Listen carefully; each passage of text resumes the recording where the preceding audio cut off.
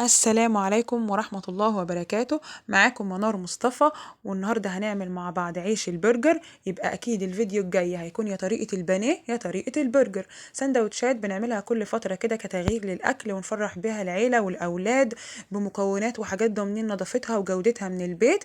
هنعمل أحلى عيش برجر وأحلى سندوتشات برجر. يلا بينا نروح على المقادير. معانا كيلو دقيق. هنعجن بقى بميه ولبن. معانا كوبايه لبن وكوبايه ميه ويكونوا دافيين عشان العجينه تخمر بسرعه. معلقه كبيره خميره، ربع كوبايه زيت، 3 معالق كبار سكر، معلقه صغيره بودر ورشه ملح. اول حاجه بنعملها في اي عجينه، بنحط الخميره، نحط عليها معلقه كبيره سكر. التليفون اتهز وانا بصور عادي. هنكمل برضو. ونحط شوية مية دافية ونسيب الخميرة تتفاعل على جنب عشان نتأكد إذا كانت الخميرة فاسدة ولا صالحة للعجن. هنقلبها وهنحطها على جنب ونبدأ في العجينة عبال ما تكون تفاعلت.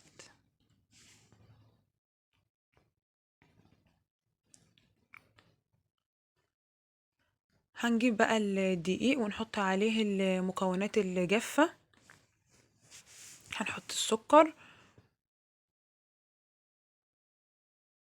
وبعد كده هنحط البودر والملح. هنقلب المكونات الجافة وبعد كده نبدأ ننزل بالسوائل على طول. بننقص شوية زيت نلم بيها العجينة في الآخر، عشان مش بحب أحط زيت كتير في العجينة عشان هو بينشفها. أما اللي بيسأل أنا ليه بحط بودر في العجينة، عشان برضو أنا كنت حاطة في البيتزا برضو بودر بيدي هشاشة لأي عجينة. نبدأ بقى نحط السوائل بتاعتنا سواء كانت مية أو لبن، ونحط واحدة واحدة كده لحد ما نلاقي العجينة اتلمت معانا. عشان اللي مش بيعرف يعجن بقى، احنا بنقلب الأول كله بالمعلقة. نبدأ بقى نلاقي العجينة اتكورت كور معانا كده، نبدأ ساعتها نعجن بإيدينا. الخميرة عبال ما كنا عملنا كل ده كانت اتفعلت بقى. حطينا الخميرة بتاعتنا وهنبدأ بعد كده نحط بقية المية أو اللبن. نبدأ نشتغل بإيدينا بقى. طبعا دي حاجة للبيت عشان كده أنا بعمل بإيدي براحتي، طبعا غسلاها ونضيفة. نلاقي العجينة عايزة مية، نحط لحد ما تتلم كلها. انا جايبه معاكم تفصيله تفصيله عشان اعرفكم العجينه هتتلم معايا ازاي في الاخر.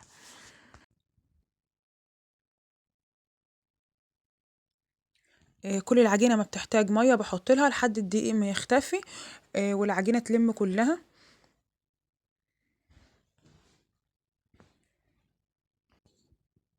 هنا العجينه خلاص اتلمت معايا، بس لقيتها يابسه شويه فهحط لها هطريها بشويه ميه صغيرين. وخدت معايا العجينه كوبايتين اللبن والميه اللي كنتوا شايفينهم في المقادير بالظبط، بس كل دقيقه على حسب ما بياخد برضو. هنا بقى هرش شويه دقيق، وهفرد هحط العجينه كده على الرخامه.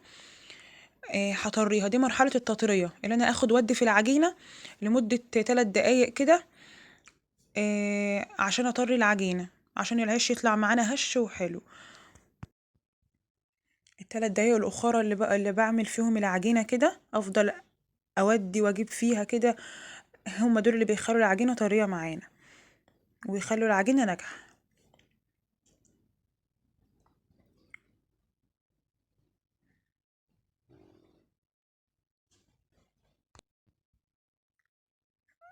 انا ما حذفتش اي حاجه من العجينه، حاولت اجيب العجينه كلها عشان تعرفوا ازاي تعملوا عجينه بطريقه صح. هنا خلاص العجينه بتاعتنا بقت ناعمه واتلمت كلها وبقت ناعمه وطريه.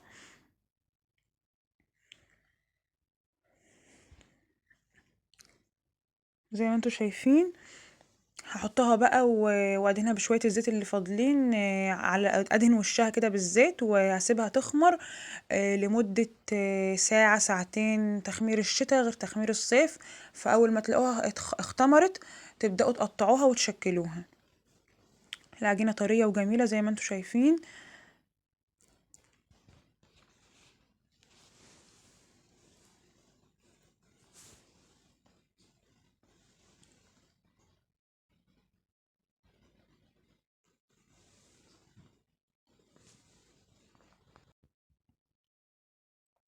وهنا العجينة خمرت خلاص، هنطلع منها الهوا. وبعد كده هنفردها ونقطعها.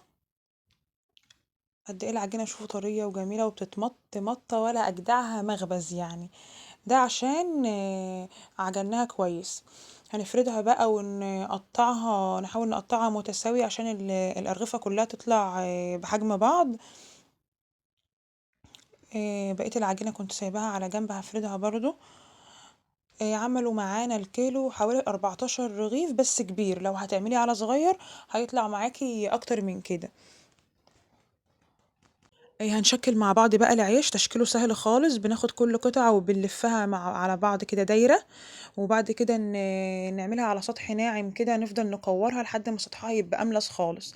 هعمل كمان معاكم واحدة اهو، بنلفها على بعض كده كورة، وبعد كده نكورها كده على ايه، على سطح ناعم لحد ما وشها ايه، يبقى ناعم أملس كده خالص. بعد خلاص ما بططنا العيش، حطيناه في صاج مدهون دهنة زيت خفيفة كده. بنسيبه يخمر للمرة التانية حوالي ساعة. بس قبل ما نسيبه يخمر بنديله تبطيطة صغيرة كده ايه، عشان العيش لما يتخبز يطلع هش، ما يطلعش مكتوم، يطلع خفيف. وهنا خلاص العيش خمر للمرة التانية. طبعا نكون مغطيينه كويس علشان يخمر كويس. بنجيب بقى خليط لدهن الوش، بيكون بيضة، عبارة عن بيضة ومعلقتين كبار لبن. بندهن الوش عشان يطلع لونه اللي هو البامبي زي بتاع المخابز ده، ونرش عليه بعد كده سمسم. التسوية بقى أو تسوية أي مخابز لازم الفرن يكون متسخن من قبلها على درجة حرارة عالية. بعد كده بنظبط الفرن على درجة حرارة 200 وبندخله على الرف اللي في النص. أول ما ياخد لون بامبي من تحت بنفتح الشواية ياخد لون من فوق. والعيش القمر بتاعنا طلع من الفرن خلاص. شايفين قد ايه طري وجميل، وواخد نفس اللون الحلو ده من فوق ومن تحت. انا عايزاكم بعد الفيديو ده تقوموا تعملوه على طول. والفيديو الجاي باذن الله هيكون البرجر، بس انا فصلتهم على فيديوهين عشان ما اطولش عليكم. وحبيت برضو افتح معاكم رغيف عشان اوريكم مسامه من جوه وقد ايه هو حلو. احلى من بتاع بره اكيد، حاجة البيت لا يعلى عليها. انتظروني في فيديو جديد مع وصفة جديدة. سلام.